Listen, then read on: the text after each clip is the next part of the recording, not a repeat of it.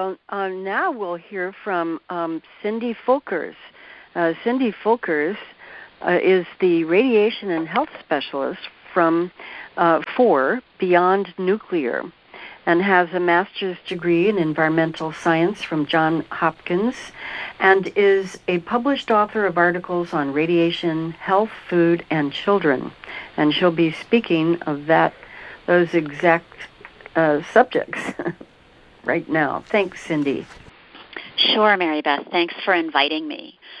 So I'm actually going to start my presentation with a quote, and it's an important quote because it lends insight into the actions we see happening on the national and international stage with regard to radioactively contaminated food. It's a quote from the ICRP, that stands for International Commission on Radiological Protection. They are the self-appointed international body that recommends how much radiation we can be exposed to. Their recommendations are used by governments all over the world to regulate nuclear industry radioactive releases. So this is the beginning of the quote. There may be situations where a sustainable agricultural economy is not possible without placing contaminated food on the market.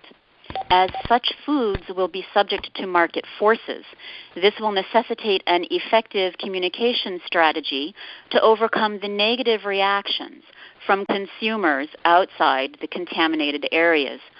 End quote. So here you have an international body from whom we should expect a modicum of independence, trying to inform governments that they will need to convince the public to eat man-made radiation in their food. What a huge conflict of interest to my mind.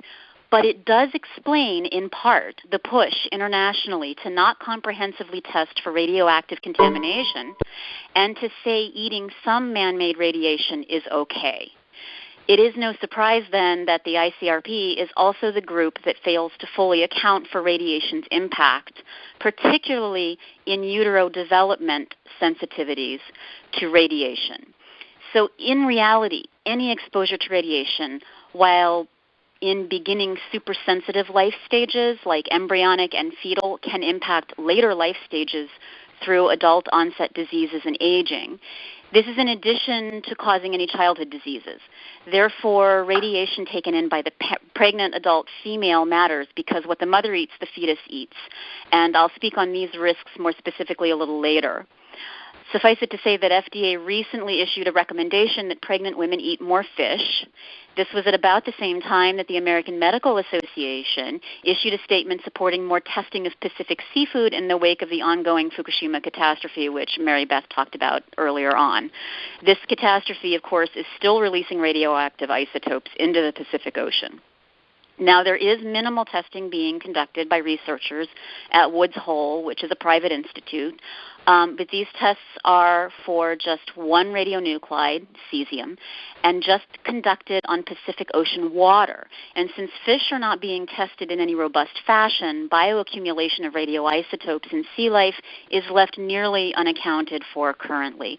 There are other attempts at measuring as well, but they do also fall short, certainly in the amount of food that they test.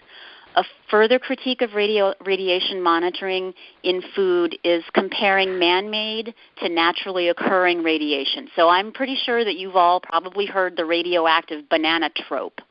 Well, I want to settle that right now. There are two naturally occurring isotopes that are mentioned most in this context of comparison. So they are potassium-40 and polonium-210.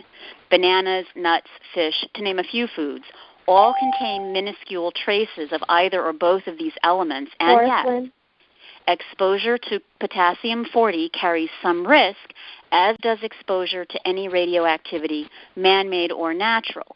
But this risk varies, as not all radiation is created equal. So potassium-40 has largely been discredited as a comparison isotope to radioactive cesium, first because potassium-40 exists in a balanced state in the human body. So you can never have much more or much less of it, no matter how much potassium-40 you actually ingest. It will always exist within a balanced range with some moving in and some moving out, right? So as the old moves out, the new potassium-40 moves in, and you won't ever get an increased dose from potassium-40 outside of this range. Radioactive cesium, however, can replace stable potassium since cesium is a potassium analog. So not only do you have the added radioactivity in your body, you also have cesium that is chemically different from potassium, even though it is a potassium analog. This is a problem chemically as well as radioactively. Polonium-210, the second one I mentioned, is often found in seafood. It's what I call naturally occurring but artificially available. What do I mean by that? Well, there are studies that point to polonium-210's increased bioavailability in the environment, and this is due to man's interference through industrial processes, overfishing, burning of fossil fuels, concentration and storage of certain mined minerals, harvesting of smaller fish, which is one result of overfishing. These practices all expose humans to increasing availability of polonium-210 through inhalation and ingestion. So at a certain point, because we've made this isotope artificially available, it has ceased to be completely natural anymore. Therefore, comparison to polonium-210 is also a fallacy. So I only bring up these two isotopes because the trope of comparing naturally occurring radionuclides in food is often used to minimize the damage of man-made contamination, when in truth, all of it possesses a degree of risk. And adding man-made contamination to the naturally occurring radiation increases that risk. So what kind of risk are we talking about? Well, let's examine particularly sensitive in utero development and childhood life stages. And I need to emphasize here, everyone must go through these stages. We all have to have a childhood to reach adulthood, so no one is immune. So let's talk about some numbers. These are dose numbers of radiation. So 4 millisieverts, or 400 millirem cumulative dose of radiation, is enough to cause an increased risk of childhood leukemia according to recent studies on background radiation. Now, since actual natural background radiation is about 80 to 100 millirem per year, a child would reach this cumulative dose of 400 millirem, which is also 4 millisieverts, from natural radiation in about 4 years of life or so, and that includes 9 or so months of in utero development. So we are already at a health deficit just from natural radiation exposure in our early life stages. Adding more radiation, man-made or natural, can only increase this deficit. In studies of children in Belarus, radioactive cesium inside the body started to cause heart problems at just 11 becquerels per kilogram of body weight. Becquerel is a measure of radioactive decay. At 50 becquerels of kilogram of incorporated cesium, tissue started to become permanently damaged. By comparison, the U.S. allowable limit of radioactive cesium is 1,200 becquerels per kilogram in food. Now, the Trans-Pacific Partnership, or TPP, was created in 2010 before the Fukushima catastrophe began. But in the context of the ongoing Fukushima catastrophe, one question is, where is the fail-safe of the TPP? What protects the U.S. public from the ever-changing circumstances of this catastrophe in this agreement? Well, nothing. In fact, things get worse for U.S. consumers. Currently, U.S. children can already be exposed to 12 times more cancer-causing man-made radiation in their food than children in Japan.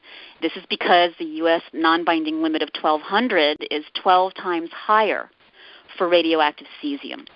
So any food that exceeds Japan's limit, but not the U.S. limit, can be exported here.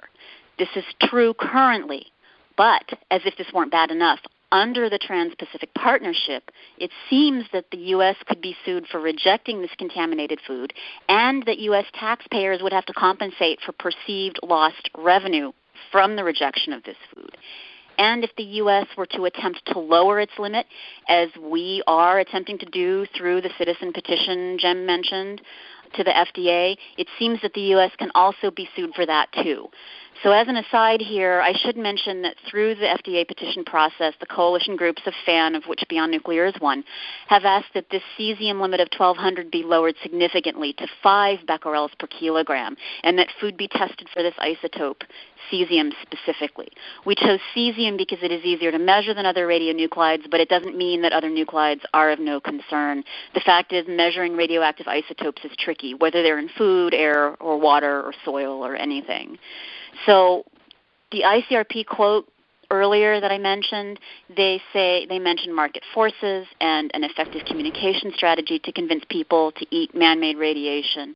But in conclusion, what I want to say is that the Trans-Pacific Partnership seems to remove even those slight obstacles, the pesky obstacles of market forces, and it removes the need for effective communication strategies. It goes straight to the realm of legal and monetary force.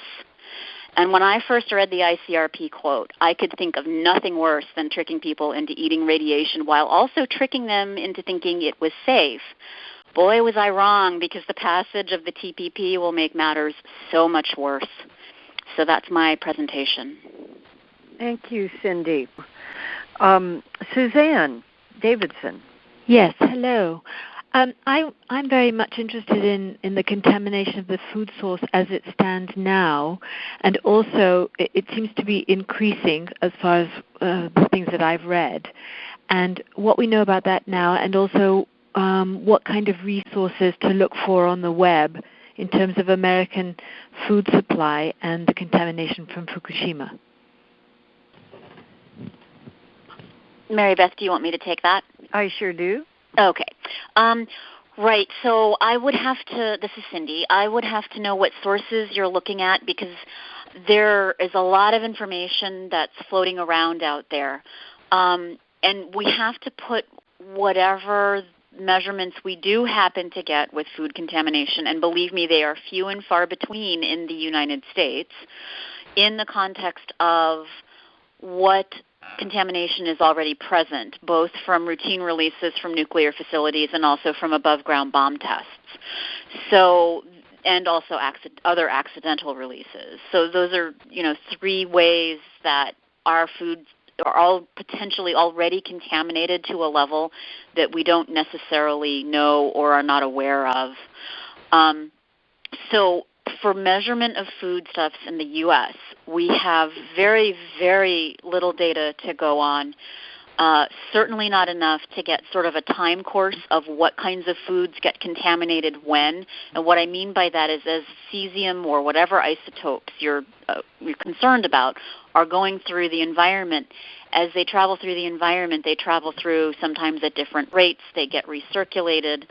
They get taken up in trees, and the leaf litter can fall down. And so what you want to do with understanding radioactive contamination is you want to take it not just one time, but you want to take it over a continual time span.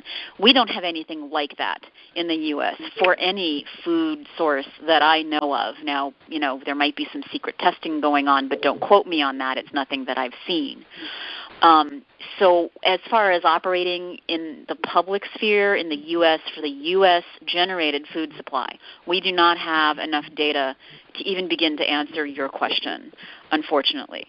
Not to my liking. Now, in Japan, they have been doing more extensive food monitoring than in the U.S., but there is some question, and actually we're trying to work on getting the information, this monitoring information from Japan in a database that would be searchable, and that's something that I'm working on with Nancy Faust of Simply Info, and we're trying to get that done. So I'm in the process now of trying to deal with that, but in reality, there is some question as to how they are monitoring the food supply in Japan, if they're looking at foods that would, A, be likely to collect the most contamination, and B, if they're looking at foods in contaminated areas that we know are contaminated, versus foods from other areas that they know are going to be cleaner. And again, especially with the Fukushima deposition in Japan, you've got to look at a time course over years, because as you get the spring thaw, you get snow melt from the mountains, it can wash down and contaminate what was not contaminated previously. So this is a very, very complex issue. I mentioned there's monitoring going on for seafood, but not much, not nearly enough, and it's just the water. One thing to know is that apparently they just took a measurement, Woods Hole did, off the coast of, I think it was the West Coast, and it was 29 times higher, this is for cesium, than they expected it to be at this time after the accident began. So clearly their models are not being predictive of what was supposed to be happening at this time, where we get a contamination reading that's 29 times higher. You're talking about the west coast of America? Yes, I believe so. So this, and again, it is a small amount of radiation, right? It's a very small amount of radioactivity, but it's a water measurement, and so please understand that it is still considered small.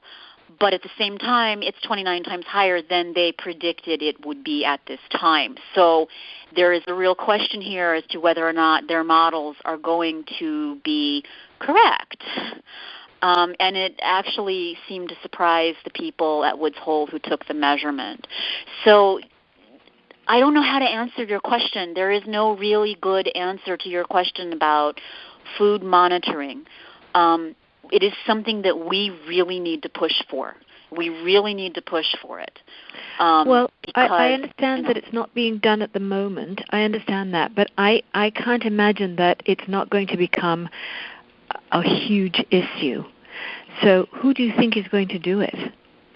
Well, what we would probably want to do, really what has to happen, in all honesty, is probably citizens have to do it at this point. I don't think that the federal government of the United States either has the structure or the inclination or the training. They probably have, some sort of training, but they don't have the inclination or the structure to plug into trying to measure this stuff. So even though they might know what they're doing with measuring food, I don't know that they're inclined to do so. So I really think that it's probably going to be a citizen movement. Okay, thank you.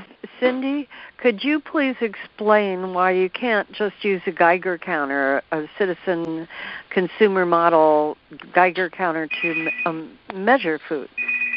Sure. So let's take the example of cesium-137 and strontium-90. Those are two what I call, or what a lot of people actually call, isotopes of concern that have come out of Fukushima and that would probably come out of any nuclear accident. And those two isotopes are both radioactive, but they're very different. One of them gives off a beta. Cesium-137 gives off a beta and a gamma. So cesium-137 gives off a type of radiation called beta and a type of radiation called gamma. Gamma is much more penetrating. It's easier to measure. Therefore, what they try to do is they try to focus on the cesium isotope, and they try to measure that in the food. The strontium-90 isotope, on the other hand, gives off a fairly what they call soft energy beta, which is much, much, much harder to measure, particularly in food. So you would have to pulp the food or ash the food. And so you might be able to get a reading in your food using a Geiger counter if it's got a high enough level of cesium contamination. Cesium is going to be difficult to measure with a handheld if it's below a certain level, but the level could still be more than you would probably want to eat. Yes, so I've done some reading about that, and I understand the difficulty there. Okay, that's why I was hoping that you. there would be some organization that would do it, Yeah. Well, thank you very much.